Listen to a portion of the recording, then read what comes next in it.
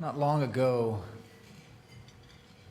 in a rural county in Oregon, a young woman was home alone in her dark house on a Saturday night,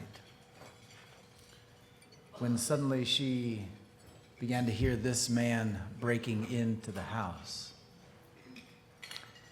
This was her worst nightmare because she lived alone in this isolated house in this rural county, but also because this man had already put her in the hospital through an assault just 2 weeks before.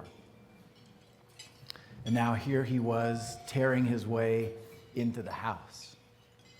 So she does what any one of us would do. She picks up the phone and she calls 911. But only to learn from the 911 operator that due to budget cuts in her county, there is no law enforcement available on the weekends. Listen to the call. I don't have anybody to send out there. Okay.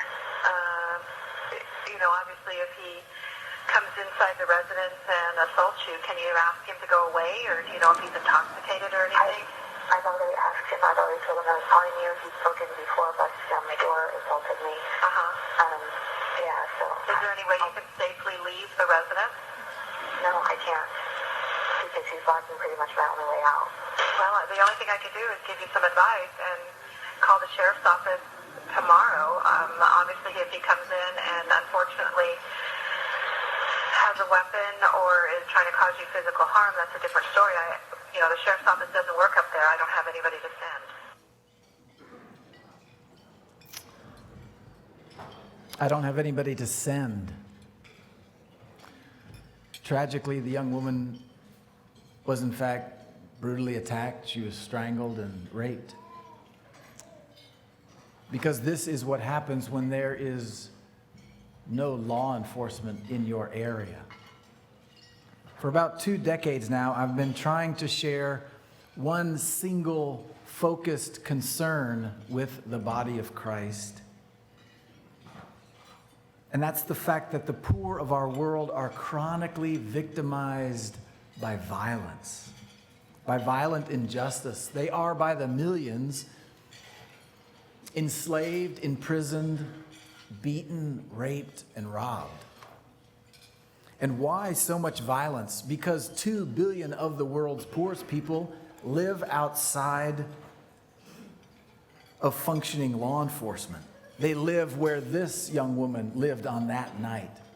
They live outside the protection of law. In fact, the UN issued a study in which they said, quote, "Most poor people live outside the protection of law," close quote. Most poor people live outside the protection of law. And for years I've been quoting that sentence, but I never really felt like people understood what that actually meant until this little tiny piece of audio tape from a 911 call emerged to make it real in a way that perhaps nothing else has. And what does it mean to live in lawlessness for the poor? It does mean that for the world's poor, for women and girls between the ages of 14 and 44, gender violence accounts for more death and disability than malaria, than car accidents and war combined. It also means that there are 35 million poor people held by violence in slavery in the world today. That's more people in slavery in the world today than at any other time in human history. Lawless violence is engulfing the poor. And the data now makes it clear that 2 billion of the world's poorest will never make their way out of poverty unless the violence can somehow stop. But here's the other very, very difficult reality about the problem of violence. Perhaps no other problem makes Christians more uncomfortable. Because violence is scary. It's uniquely intimidating, and it's overwhelming. And perhaps this simple diagram tells something of the story. Over the last century, the American church has built very robust ministries to try to demonstrate God's love to those who are hurting in our world. It has demonstrated the love of God to those who are hurting, who are alienated from God. They don't know his love. And so we have built very significant capacities for evangelism and discipleship to the tune of about $3 billion a year. And for those who are suffering because of deprivation, we bring the ministry of mercy. For those who are suffering because they don't have food or water or doctors or the basics, we are able to come along and show them the love of God. But for those who are suffering because of violent injustice and oppression, the church has only begun to respond with ministries that actually bring rescue out of that abuse and actually bring the perpetrators to justice. And I think by comparison, we're quite a long way off from manifesting to the world God's full heart of love for them that encompasses a love for justice. But the body of Christ has made a start. The work of justice in the body of Christ is underway in fighting slavery and violence and abuse. And truly, thanks to so many of you who have been friends of this effort to address injustice in the world, I think what we're actually seeing before our own eyes is a generational transformation moving the body of Christ right into the struggle for justice in our world. And I think this will be marked as an historic page in the story of the Christian church. But in this moment, I would like to take a few moments this afternoon to pause with you as friends to share something a little deeper that I have sensed out of the struggle for justice over these last few years. Something I've learned about the deeper glory of those who in the name of Christ are taking up the hands-on work of justice in the world. And I'd like to usher you into what I think is the hidden glory of that work. In particular, as I have seen my IJM colleagues do the work of justice around the world, the thing that most grips me is their willingness to keep loving even when loving has become tiresome, when it's become uninteresting and even boring. Now, this is a little bit paradoxical for me to speak of my IJM colleagues in this way, because a lot of what people imagine of what IJMers do all the time is, well, it's really quite, it's dangerous, number one. It's very exciting. It's even legitimately heroic. And it's indeed in those moments of drama, you do get to see the love that overcomes fear. The love that's willing to run into the burning building that others are running out of. The willingness to come and seek to rescue you, even if it means that I might get hurt or killed in the process. This is the love that overcomes fear. And it's right for us to praise this and to exalt this and to give thanks for it, because we would want someone to overcome fear for us. Especially, I think of our investigators who dive headlong into dark pools of violent chaos where not everybody gets to come back up for air. But they dive in because there are children drowning in the deep, and they will just disappear if someone doesn't go now. And so my colleagues will just dive headlong into that. But today, at the risk of jeopardizing my IJM colleagues' reputation as international action heroes, I want to speak of another love. A love that conquers monotony. A love that overcomes the uninteresting. A love that triumphs over tedium. A love that is a long obedience in the same direction. Because it turns out on most days, this is the kind of love that the victims of abuse most desperately need. And while TV cameras and cable news shows will never focus on this more radical virtue, I think it is the love far from the public eye that our Maker sees and honors in secret. And to usher you into a glimpse of this hidden glory, I'd like you to just meet two friends, Ramon and Mila. Ramon and Mila, Rahman is just a very well-respected community leader in his rural area in India, and he's just a good man. He's a proud husband and father, and he takes good care of his family, not only by providing for them with stable work and by taking care of livestock, but he's also become the spokesperson in his community. And so he's actually led transformation in his community to bring electricity and running water and paved roads that have transformed life for his whole community. And Mila, she's a beautiful and thriving teenage Filipino girl growing up in a loving home of care and commitment and security in Manila. She's quietly poised, and she just has this marvelous excitement as she's finishing up middle school and getting ready for high school. And she loves to dance and paint and bake. And she will just melt you with her smile and her dark eyes. But I can introduce you to Mila, and if you didn't know more, I think you and I could just easily miss the true miracle of that smile. And likewise with Rahman, if we didn't know more, we just might miss the total miracle of his existence standing before us if we just met him. So I want to give you the longer and deeper story for them.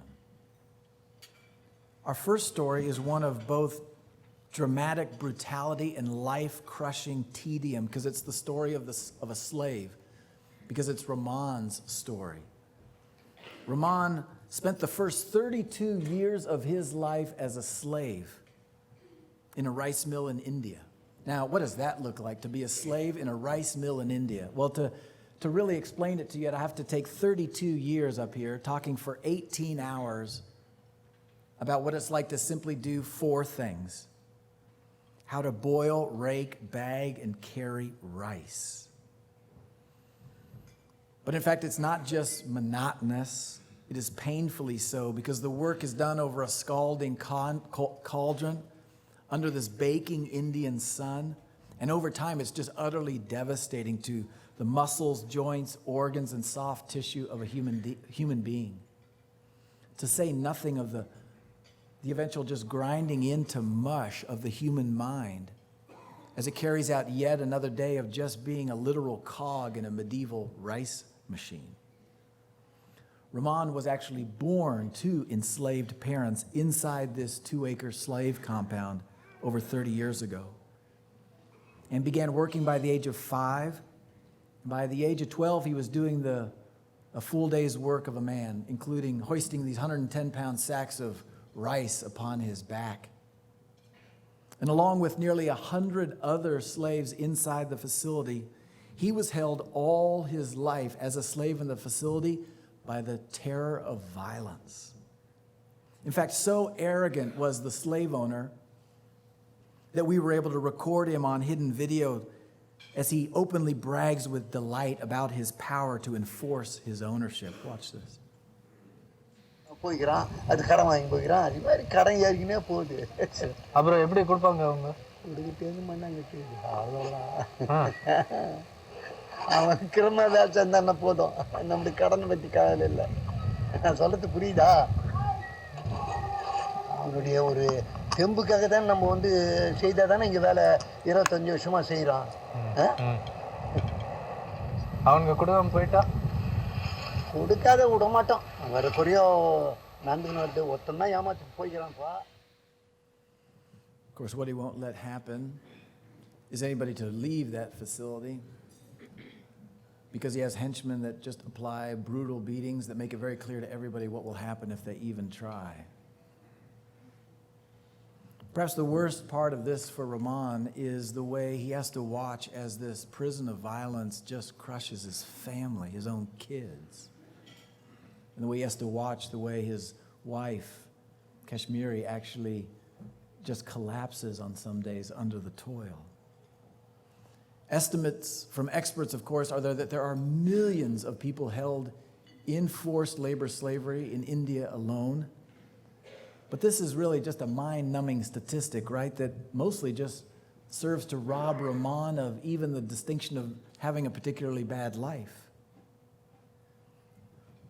One can see why Rahman is in such desperate need of a love that breaks through all the dreary sameness of slavery data and actually sees him. Right? Amidst all the countless millions of seemingly identical other slaves, what chances does Rahman have of actually being seen? Of being seen by you and by me? Truth is, Rahman doesn't know about all the slavery statistics. He only knows about his life and his wife and his kids. And he doesn't get used to the nightmare. He aches. He aches for just freedom and even just a little bit of dignity for himself and his family.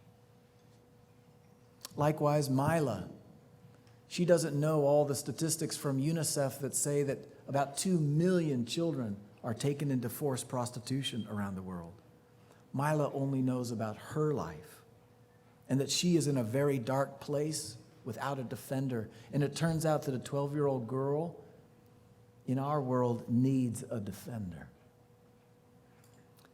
It's unbearable to describe too clearly what happens to children, especially poor children in our world, but sometimes they just really do deserve our undivided attention. To get to know Mila is to understand that her life started out hard and then it got worse. She was born to drug-addicted parents in a slum in Manila. But by the age of 11, Mila was abandoned in that slum. And by the age of 12, she had fallen into the hands of sex traffickers who sold her into a seedy bar that doubled as a brothel. And instead of being in middle school, where she should have been, day after day, Mila was held in this bar and forced to provide sex to groping customers inside the VIP room. Of course, Mila's story is just one of millions of such stories in a world that does tolerate a massive business of rape for profit. And for me, I have to confess that many times I can just grow so weary of the same fact pattern of abuse over and over again. And maybe for some of you who are even longtime friends of IJM, there's just something right about hearing it again of this terrible abuse. It can rob the sense of urgency.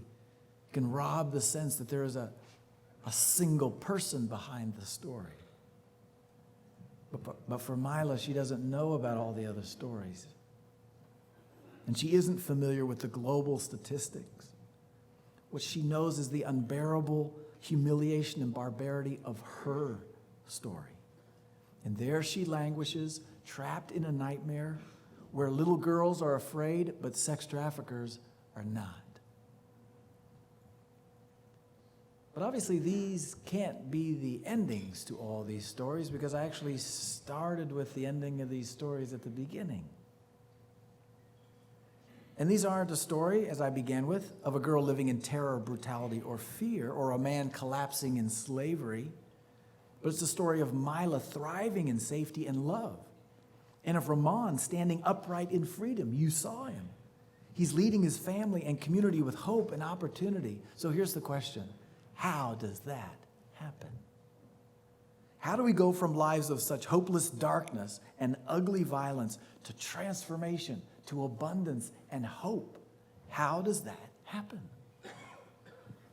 Well, the answer is found, I believe, by pulling back the curtain to show you a glimpse of this deeper glory, this unseen glory of what the work of justice looks like on a tedious day.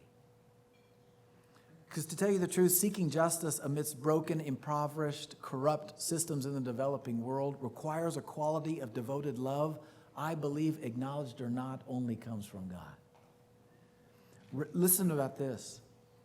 Rescuing Rahman and his family and the nearly 100 other slaves who were in that rice factory took months and months of careful undercover investigation and tedious, repetitive interventions with reluctant authorities. In fact, it took more than 750 tiresome hours of work to even begin to get the authorities to begin a rescue operation.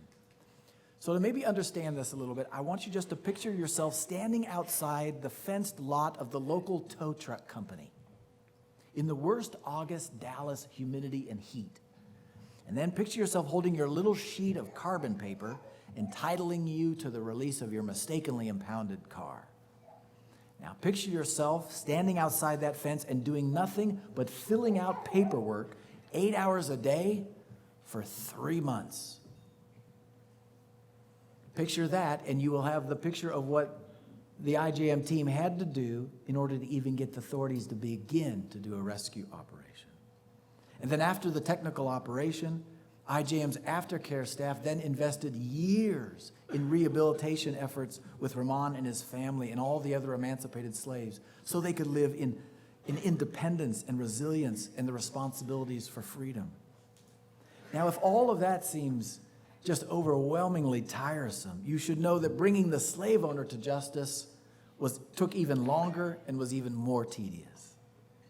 After years of effort and mountains of incriminating evidence, our IJM lawyers had to watch how year after year, because of these bribes and because of political influence, the slave owner could just keep taking in fresh new batches of slaves into the factory with total impunity, at least for a while.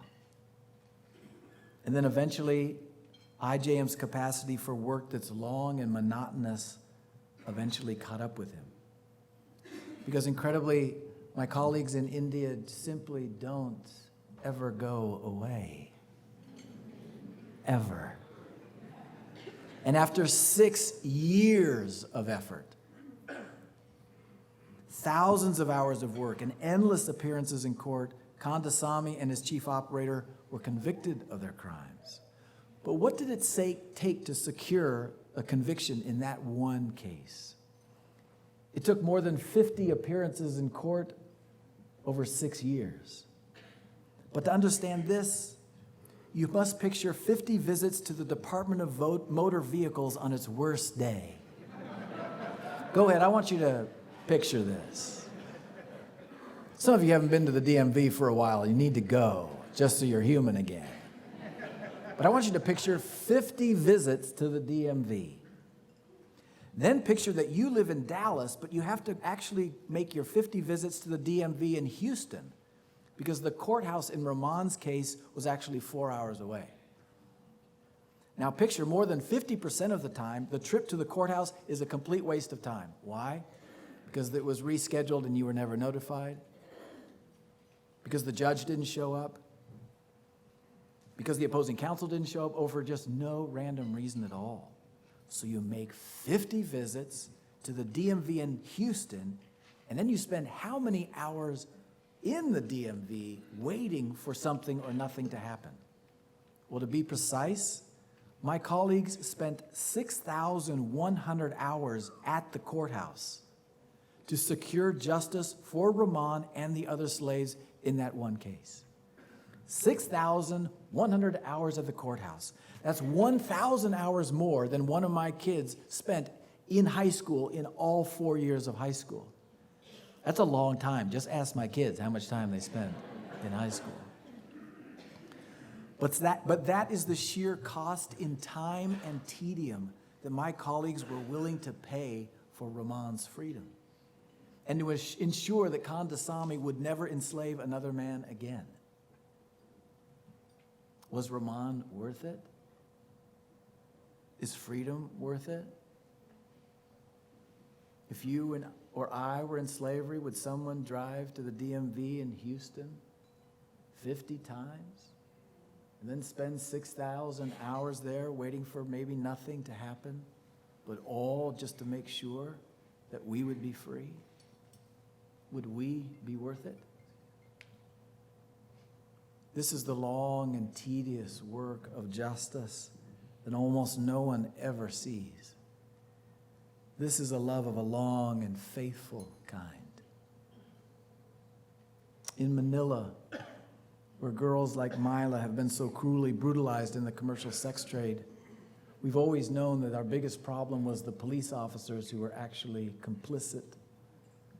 In fact, for years we struggled to secure the arrest and prosecution of a notorious police officer who was actually the owner and operator of a sex trafficking business in Manila. And our perseverance over time paid off.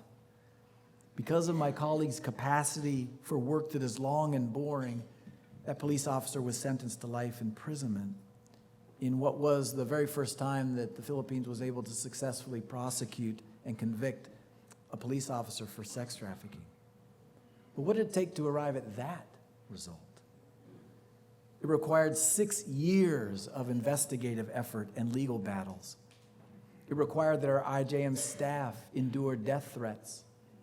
It required that our IJM staff actually physically disarm this man when he drew his gun against them. It meant that IJM lawyers had to attend court with bodyguards. This was the love, right, that overcame fear.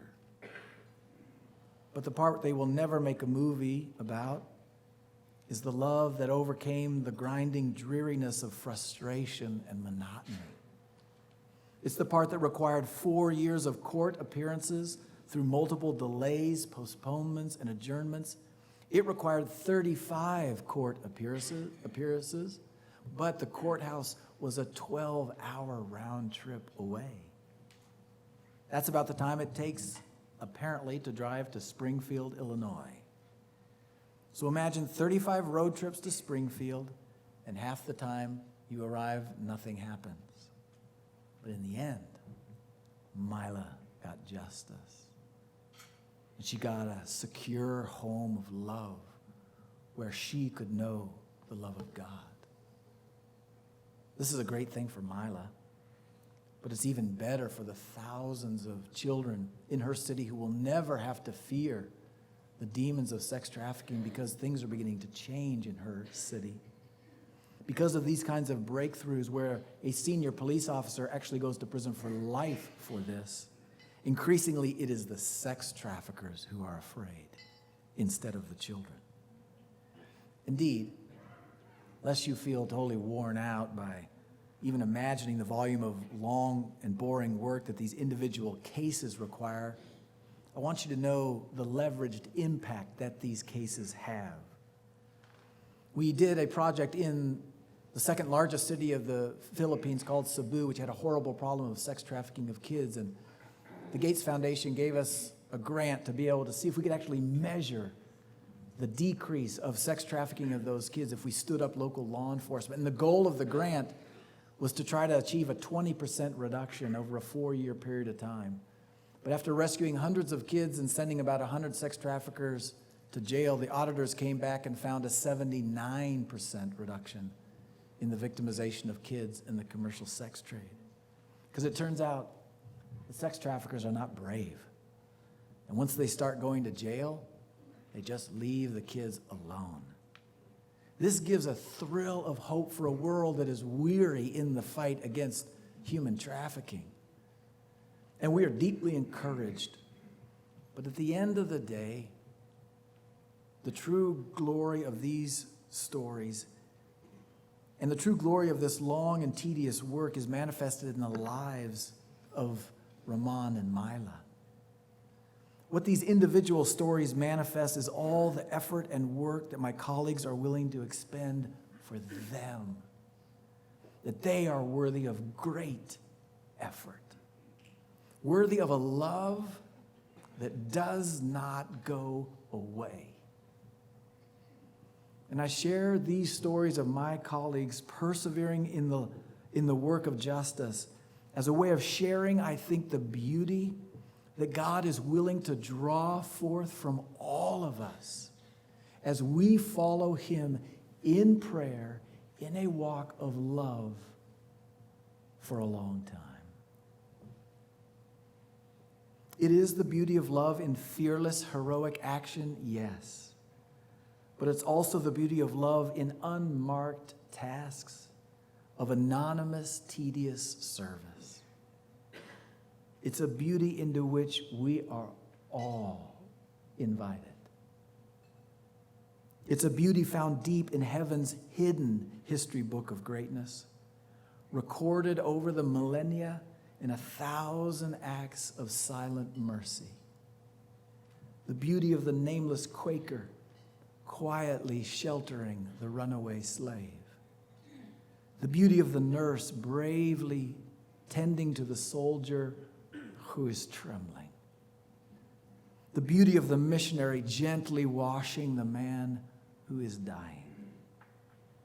It is an ancient and eternal beauty seen in the image of Jesus, the great Messiah, mundanely washing the feet of friends for whom he would be willing to die. It is precisely in their tedious and toilsome everydayness that these acts affirm, perhaps like nothing else, the worth of the one being loved. This might help explain, I think, this extraordinary YouTube phenomenon that occurred a few years ago around a song performed by Peter Gabriel called The Book of Love. And all around the world, wives and daughters, husbands, sisters, and sons began posting little photo montages to the haunting little song that Peter was singing. And overwhelmingly, what were these pictures of? They were pictures of old couples holding hands, of scruffy fathers being tender to their daughters, of unglamorous marriages that persevered. The book of love is long and boring, Peter Gabriel sings. No one can pick the darn thing up. It's full of charts and facts and figures and instructions for dancing. But I love it when you read it to me. The song is this simple tribute to the long, boring work of everyday faithfulness and fidelity to those we love. It's a tribute actually to the love that we all yearn for and for which we were all made. To be loved forever. To be loved in all of our shabby everydayness. And indeed to be adored. To be fully, utterly, totally adored as we are fully known. And to be found worthy of extravagant, long, and enduring workaday love. Love doesn't make sense. Love is unmerited and it's disproportionate. But we love it when it's extended to us. Likewise, the work of justice. It's long and boring. It doesn't make sense, and it's disproportionate, and it's hard. But what Ramon and Mila say is this, is that I love it when you read it to me. The book of love is long and boring. Caring for the sick is long and boring. Raising children is long and boring. Fighting addiction is long and boring. Painting the Sistine Chapel is long and boring. Caring for a mentally ill spouse is long and boring. Sitting in a South African prison for 27 years is long and boring. Grieving well a lost son is long and boring. The book of love is long and boring. Likewise, the book of justice is long and boring. It's full of waiting rooms and signatures and parchments and instructions for persevering. But I love it when you read it to me. And I love it when we read it together for others. On this day, may we be encouraged in that work of long and boring love into which God has called you. And as we pause in stillness over just this little piece of music, may you sense your Maker's invitation to a love that is longer and more glorious still.